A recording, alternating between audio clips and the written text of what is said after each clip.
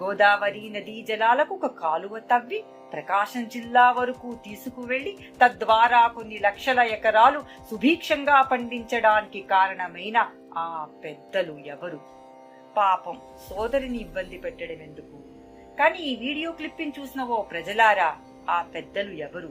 ఇంకా ప్రవీణ్ పగడాలా గారు ఇలా అంటున్నారు: మన తల్లిదండ్రులు, నిన్ను నన్ను ఆత్మీయంగా కన్న మన తల్లిదండ్రులు, వాక్యోపదేశం ద్వారా కన్న మన తల్లిదండ్రులు 200 సంవత్సరాలలో మన ప్రాంతాన్ని సుభిక్షంగా అన్నపూర్ణగా మార్చారు. Christian machineries కాలువలని తవ్వించలేదు. 200 సంవత్సరాలకి పూర్వం కూడా ఇండియాలో మిషనరీస్ ఉన్నాయి. ఇప్పటికీ వారు ఇండియాలో ఉన్నారు. కాలువలు తవ్వించడం ఈనాటికి ఏనాటికైనా ప్రజల పన్నుతో ప్రభుత్వం చేపట్టే పని. ఈ ప్రసంగంలో సర్ ఆర్థర్ కాటన్ ని గురించి ప్రస్తావన చేస్తారు.